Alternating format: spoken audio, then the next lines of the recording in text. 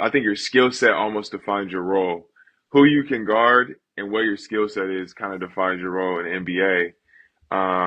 Obviously, opportunity on what team is obviously available is a thing as well. Um, so now, like I know, obviously, defensively, you gotta be a monster.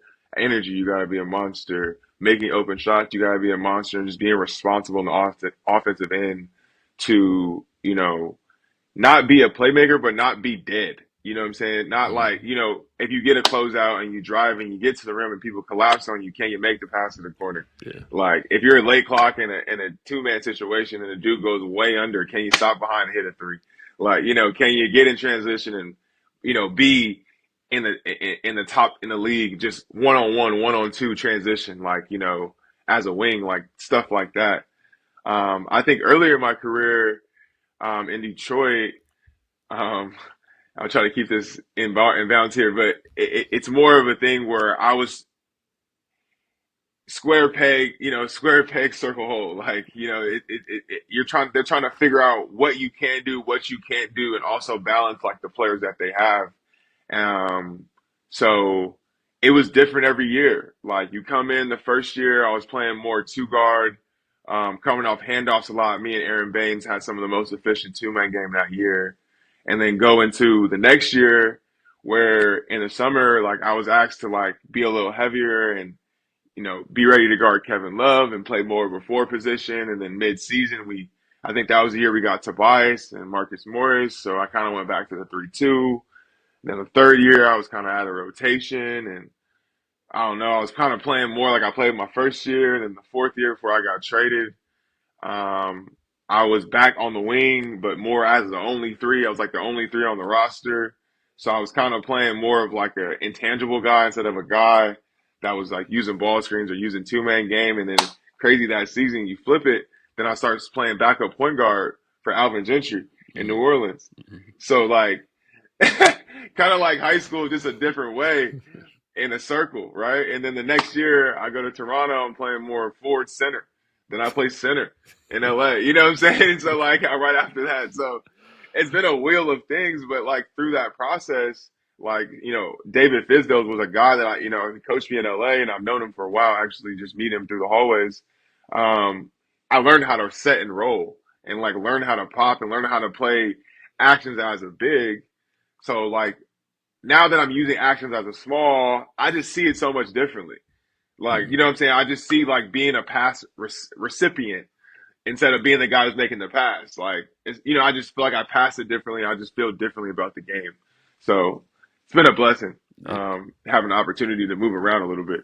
Yeah, no, it's funny, man. You just giving me so many thoughts because it's like number one, I feel like as a young player, when your expectations of your game just change so much. I mean, that's difficult, man. Like Yeah. it's difficult when you're expected to play a completely different role than when you come in. Like mentally, can you talk about like the challenges of that? Just trying to adjust to different coaching styles and different positions, and just trying to find your own identity, all while trying to find your own identity in the league.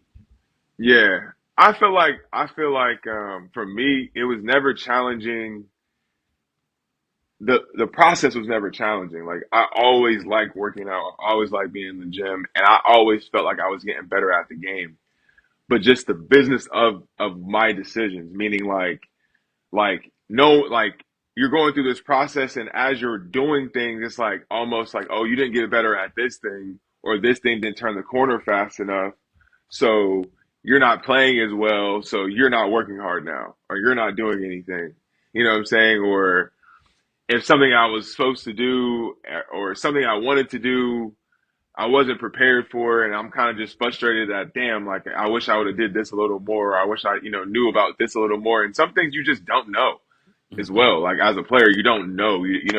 As you get older and you get through the processes, you find better resources as well. Hmm. So, I think the mentality for me was what I never got down like on myself, because I always was getting better at something. Like, and I always was like trying to do the right things. So I knew when I go home at night, like I'm not going home like, oh my God, like I could have tried harder today. No, it never was.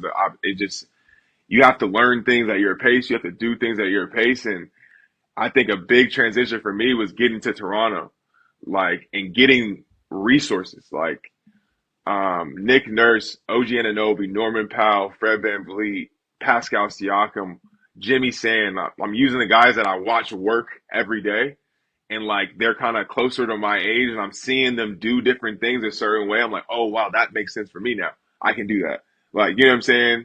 And having guys that are experienced working with younger players and like stuff like that, like it wasn't like it was different than Detroit, you know, from as a young player, but it's also just the culture was different in general.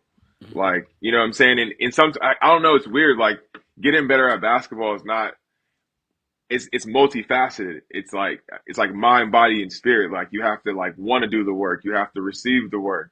And it has to like, like come out in games. Like, Mhm. all three have to make sense. Like, usually if it just works the other way and you just do it in a game randomly, like it's something that won't stick long enough for you to actually use it when you need it.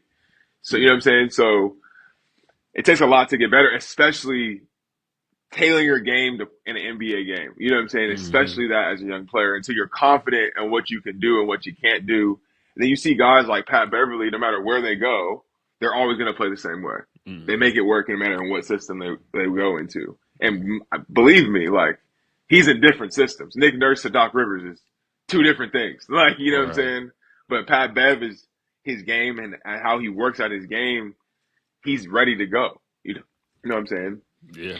Nah, for sure, man. And much respect to guys like Pat. And I've always said too, a guy that doesn't get enough credit is like a Ish Smith.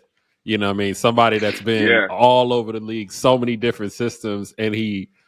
he's effective. Like he gets in there, he gets his Yeah. paint touches, and he sprays the ball. But yeah, and another question I had too was like, I think especially guys around your age, you were kind of part of this whole transition from the league becoming such like a positionless basketball league. And Yeah. and I felt like, because I remember in my career I was playing overseas, and I had a player that used to play in the NBA, Quintel Woods, and he was a monster overseas, and he just didn't like playing the four. He was still stuck in like positions, like, because he's like, no, I'm a three, and I'm just like, bro, like, you just a fucking scorer. It don't matter where you're at on the Yeah. floor. Like, you got a four on you, you just as much. But I think that like sometimes players kind of get like caught into, positions, and just hearing you speak, being like, okay, well, I had to play a little bit of the four, and then I played the five, and then I was back up point Hmm. guard. You know what I'm saying?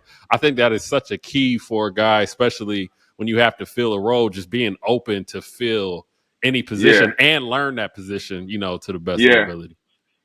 Yeah. I would say working like, for young guys growing up, you should work on your game. Like, work on your game, like the whole game. Don't just do one thing. It might cost you a job. You know what I'm Mm-hmm. saying? But obviously, like the cliche thing is, to get in the NBA, all you have to do is have one skill set or be good at one thing. Yeah, Mm-hmm. be great at one thing. I'm sorry. Yeah, you can be good at other things as well. And I think, in this day and age, um, the pressure of being multi positional and multifaceted, like a lot of coaches are running systems where, we can have a better conversation about it when I'm, done playing in this, because our system is kind of like this as well. I mean, when is this going to come out? When is this going to come out? Probably within the next couple of days. But I can hold off on anything though.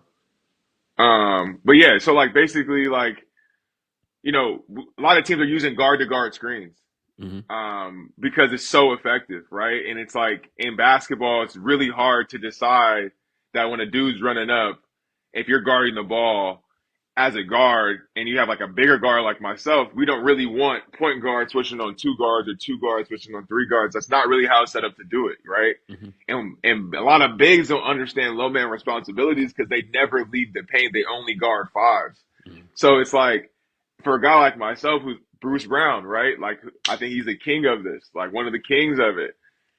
If he learns how to do that, he becomes irreplaceable on the court because he always gets behind the defense. He's always attacking the rim. He's always at a 3-on-2 advantage. Hmm. And you don't need a skill to do that. Like, you know what I'm saying? You don't need to be fucking, I mean, sorry, I'm going to curse like that, but you don't need to be like, Allen Iverson. You just need to be a player that's going to understand concepts and be willing to roll. You know what I'm Hmm. saying? That's it. You can also hit your three. You can also use pick and rolls. But even him doing that adds a layer to a team that, it just makes it hard, hard, hard. So like a lot of teams are doing that. A lot of guards are doing that.